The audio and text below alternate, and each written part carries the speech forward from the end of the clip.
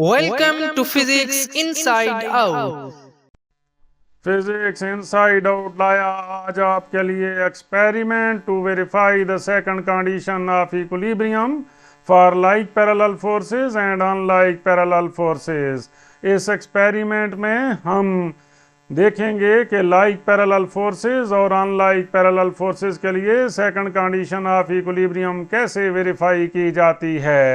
तो इस वीडियो को आप आखिर तक गौर से सुने, उसके बाद एक्सपेरिमेंट परफॉर्म करें। उसका फ़ायदा ये होगा कि आप एक्सपेरिमेंट सही तौर पे परफॉर्म कर लेंगे और बेहतरीन रिजल्ट्स हासिल करेंगे। इस एक्सपेरिमेंट में सबसे पहले आप देखेंगे इंट्रोडक्शन ऑफ एक्सपेरिमेंट, उसके बाद ऑपरेटर्स की डिस्क्रिप्शंस, ऑब्जर्वेशंस हम लेंगे, कैलकुलेशंस करेंगे और फाइनली रिजल्ट फाइंड आउट करेंगे। इस एक्सपेरिमेंट के लिए जो ऑपरेटर्स यूज़ होता है वो आप इस सेक्शन में देख रहे हैं। ये वो ऑपरेटर्स है और ये वो लेबॉर्ट्री मैनुअल है, वो प्रैक्टिकल नोटबुक है जो हम इस एक्सपेरिमेंट को परफॉर्म करने के लिए यूज़ करेंगे। तो लीजिए सबसे पहले बात करते हैं इंट्रोडक्शन टू एक्सपेरिमेंट।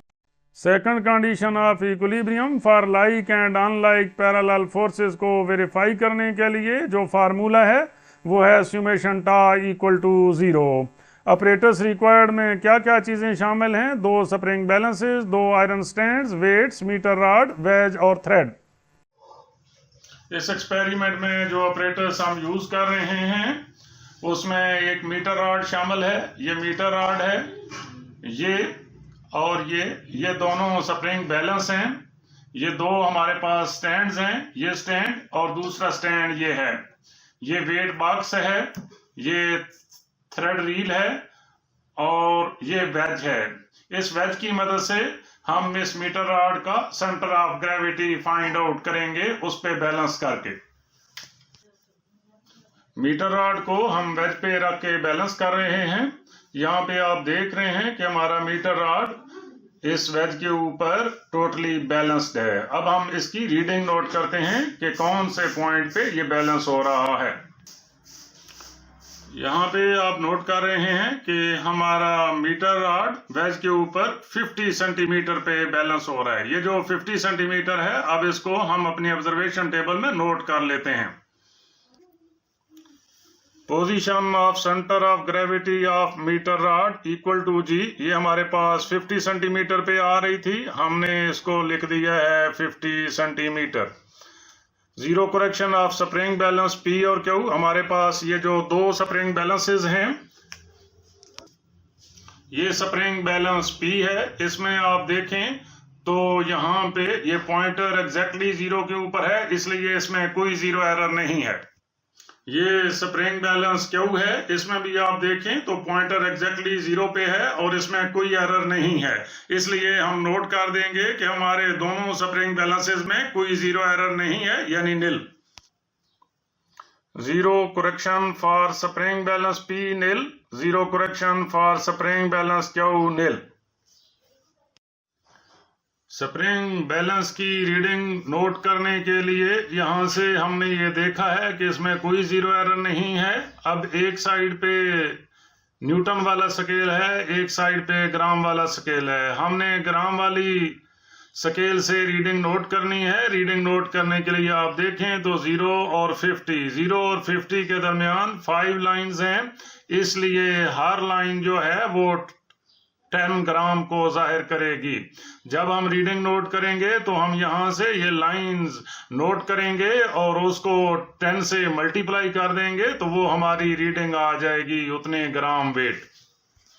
अब सबसे पहले हम मीटर रॉड का यहां से वेट फाइंड आउट करेंगे। तो वो फाइंड आउट करने के लिए हम इस मीटर रॉड को यहाँ पे सस्पेंड करेंगे, इधर इस स्प्रिंग बैलेंस के साथ और इस स्प्रिंग बैलेंस के साथ। जब यहाँ पे हम सस्पेंड कर देंगे तो यहाँ से भी रीडिंग नोट करेंगे पी बैलेंस की और यहाँ से क्यू बैलेंस की भी रीडिंग नोट करेंगे।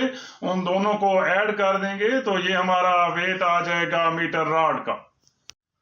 अब मीटर रॉड को हमने यहाँ पे सस्पेंड कर दिया है, तो यहाँ पर इस तरह सस्पेंड करना है कि जितना डिस्टेंस P से आगे है उस साइड पे, उतना ही क्यू से डिस्टेंस इधर होना चाहिए।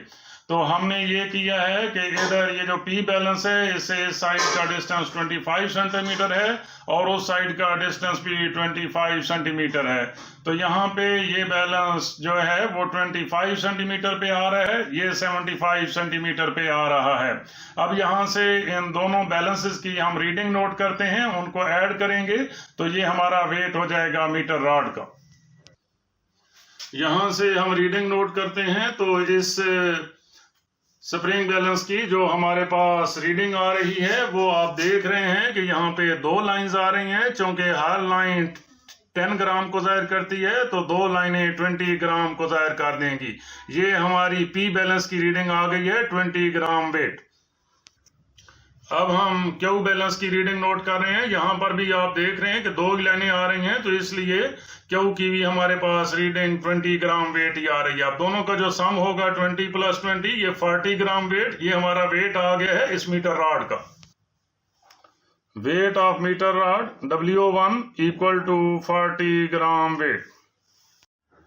इस ऑब्जर्वेशन टेबल में हम रीडिंग नोट करेंगे। रीडिंग ऑफ स्प्रिंग बैलेंस, कुछ हम वेट यहाँ पे सस्पेंड करेंगे सेंटर ऑफ ग्रेविटी पे, उसको हम W से डिनोट कर रहे हैं। फिर हम स्प्रिंग बैलेंस P और Q की रीडिंग्स नोट करेंगे और उसके बाद हम A position B position note करेंगे। वहां से फिर AG BG और AB नोट करेंगे। यहाँ पर G वो पॉइंट है जहाँ पे हमने मैस अटैच किया हुआ है यानी सेंटर ऑफ ग्रेविटी, और A पॉइंट जो है वो P बैलेंस का और B पॉइंट जो है वो Q बैलेंस जहां पे हमने अटैच किया हुआ है। यहां से हम G A B नोट करेंगे, फिर AG डिस्टेंस BG डिस्टेंस और AB ये तीनों डिस्टेंसेस फाइंड आउट कर लेंगे। सबसे पहले हम G पॉइंट पे ये मैस जो है वो अटैच करेंगे। यहाँ पे आपको नजर आ रहा है कि ये 20 इसके ऊपर लिखा हुआ है, इसलिए ये 20 ग्राम का मैस है। इसको हम G पॉइंट पे सस्पेंड करेंगे। सस्पेंड करने के बाद हम P और Q दोनों बैलेंसेस की रीडिंग नोट करेंगे और उसके साथ साथ A पॉइंट और B पॉइंट की भी रीडिंग नोट करेंगे। अब ये 20 ग्राम का मैस हमने सेंटर ऑफ ग्रेविटी पे सस्पेंड कर दिया है। यहां से अब हम क्या करते हैं कि इस स्प्रिंग बैलेंस P की रीडिंग भी नोट करते हैं और स्प्रिंग बैलेंस Q की रीडिंग भी नोट करते हैं।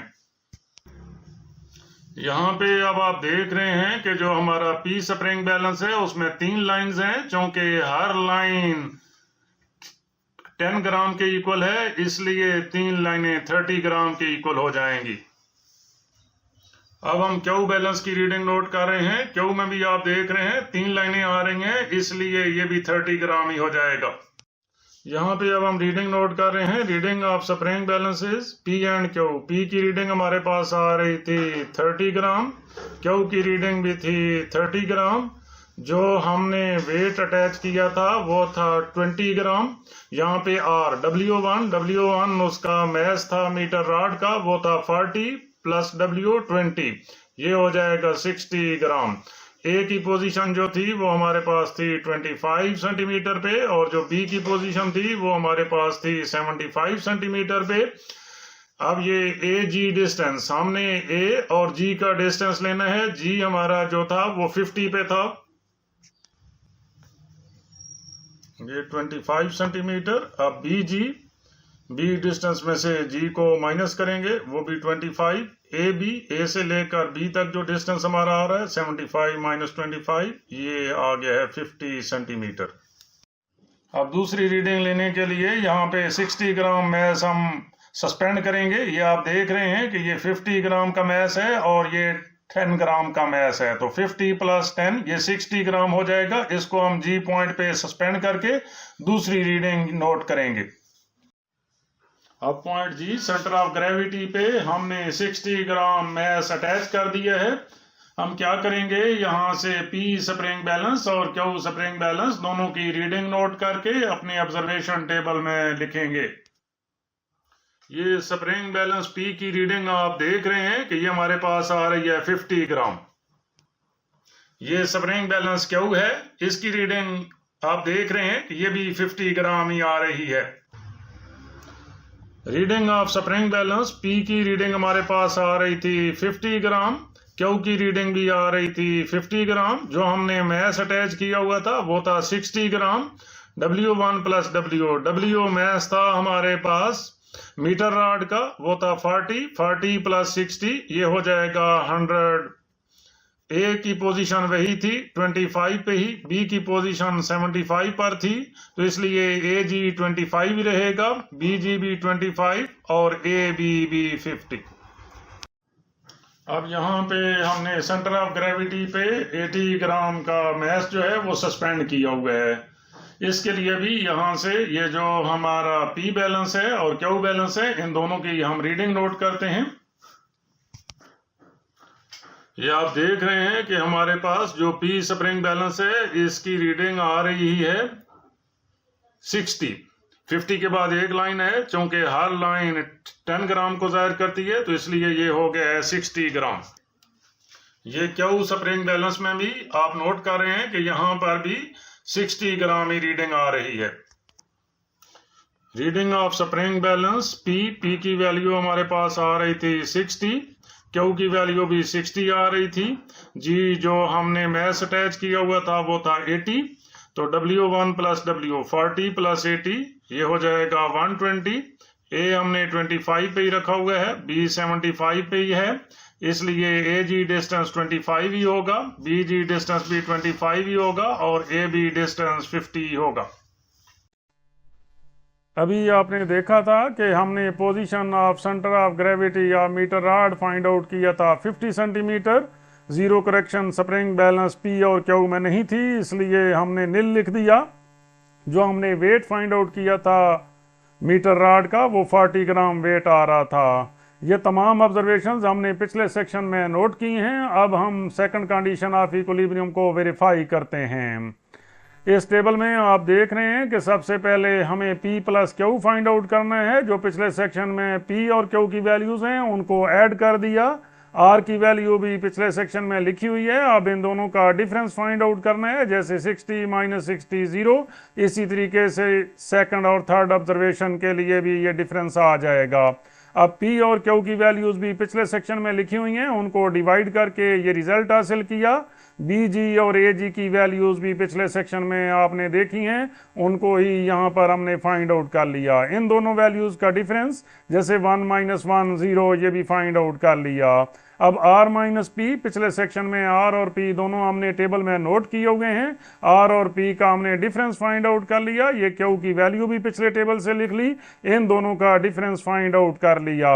अब पिछले ही टेबल से हमने P ओवर R की वैल्यू फाइंड आउट करनी है और बी जी ए बी भी दोनों पिछले टेबल में मौजूद हैं, ये भी वहां से सब्स्टिट्यूट करके वैल्यूज फाइंड आउट कर लेनी है। इन दोनों वैल्यूज का भी डिफरेंस आप देखें तो 0, क्योंकि यहाँ पर भी और यहाँ पर भी डिफरेंस 0 है, इसलिए second condition of equilibrium verify हो गई है for like and unlike parallel forces. मजीद लेक्चर्स और एक्सपेरिमेंट्स के लिए फिजिक्स इनसाइड आउट को सब्सक्राइब करें। हर नई वीडियो का नोटिफिकेशन सबसे पहले हासिल करने के लिए बेल आइकन को क्लिक करना मत भूलें।